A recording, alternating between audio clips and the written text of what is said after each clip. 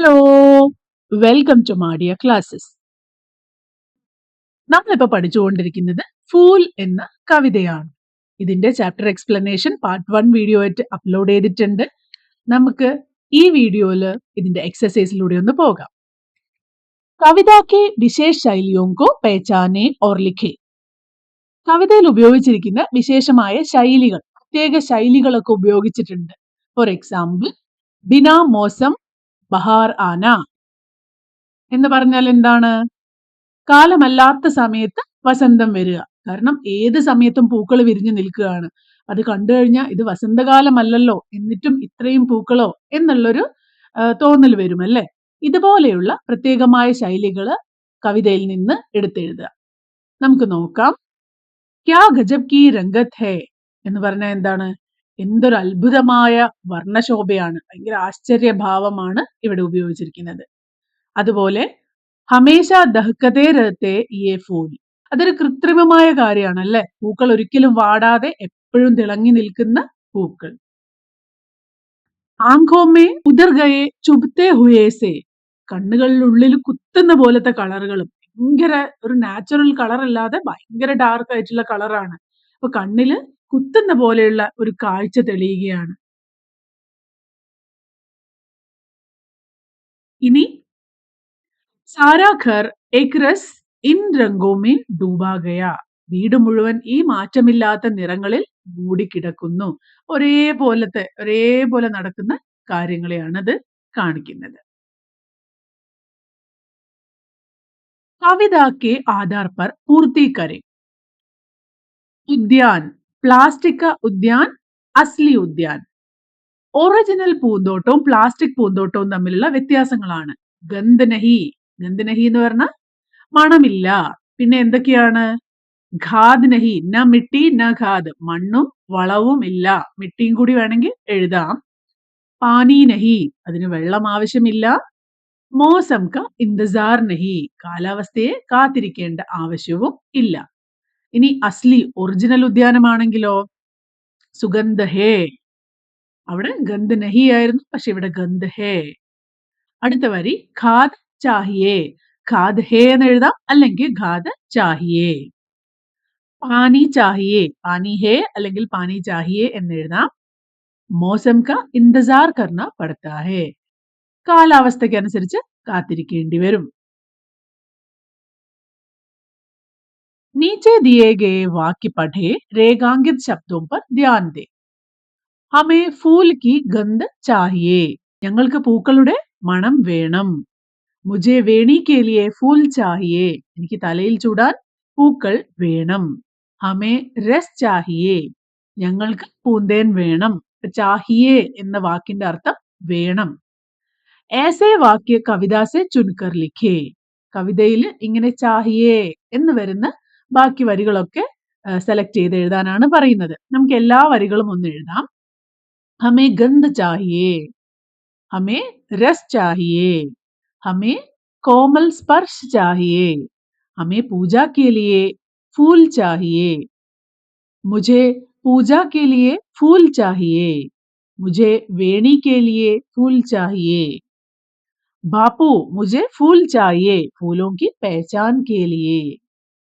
ഈ വരികളൊക്കെ കവിതയിൽ നിന്ന് എടുത്തതാണ്. ഇതൊക്കെ ആരാണ് പറഞ്ഞതെന്ന് ഓർമ്മയുണ്ടോ? ആദ്യം ഹമേ ഗന്ധ് ചാഹിയേ, ആരായിരുന്നു അത് പറഞ്ഞത്? ഹവാഓനെ, കാറ്റ്. ഹമേ രസ് ചാഹിയേ, മധുമക്കിയോനെ, തേനീച്ചകൾ. ഹമേ കോമൽ സ്പർശ് ചാഹിയേ, എനിക്ക് കോമളമായ സ്പർശം വേണം. തിതലിയോനെ കഹ. മുझे പൂജാ കെ ലിയെ ഫൂൽ ചാഹിയേ, മാനെ കഹ. മുझे വേണി കെ ലിയെ, തലയിൽ ചൂടാൻ ഫൂൽ ചാഹിയേ, സ്ത്രീനെ കഹ. ബാപ്പു മുझे ഫൂൽ ചാഹിയേ ഫൂലോं की पहचान के लिए. ശരിക്കുള്ള പൂക്കൾ എങ്ങനെയാണെന്ന് മനസ്സിലാക്കാൻ എനിക്ക് പൂക്കൾ വേണം. ബച്ചേനെ, കുട്ടികൾ. चर्चा करें, टिप्पणी लिखे. मनुष्य अपनी सुविधा के लिए प्रकृति से अलग रहते हैं.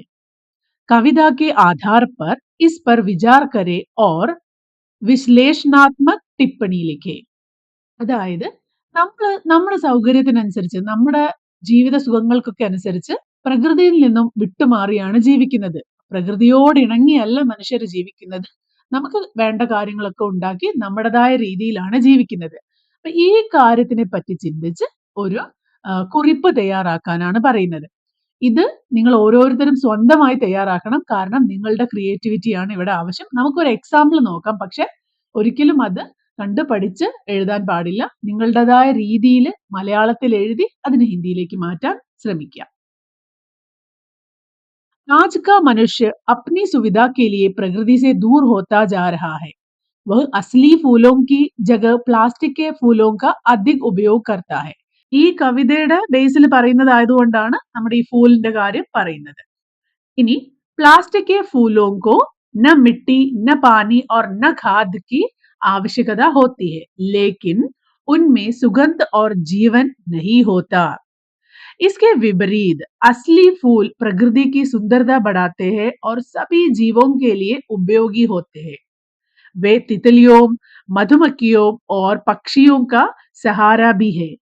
बच्चे भी असली फूलों से प्रकृति को पहचानना और उससे प्रेम करना सीखते हैं.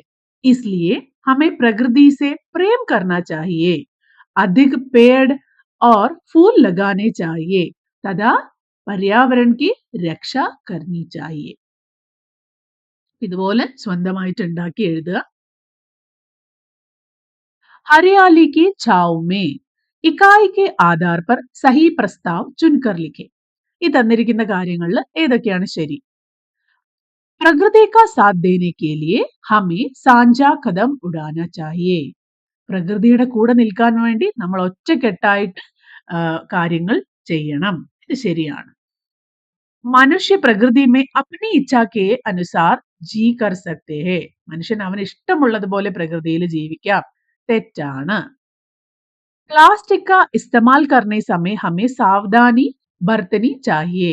പ്ലാസ്റ്റിക് ഉപയോഗിക്കുമ്പോൾ നമ്മൾ ശ്രദ്ധാലുക്കളായിരിക്കണം. ശരിയാണ്. खूब पेड़ लगाने से पर्यावरण की सारी समस्याएं हल हो जाएगी. നിറയെ മരങ്ങൾ വെക്കുന്നത് കൊണ്ട് പ്രകൃതിയുടെ എല്ലാ പ്രശ്നങ്ങളും സോൾവ് ആകും.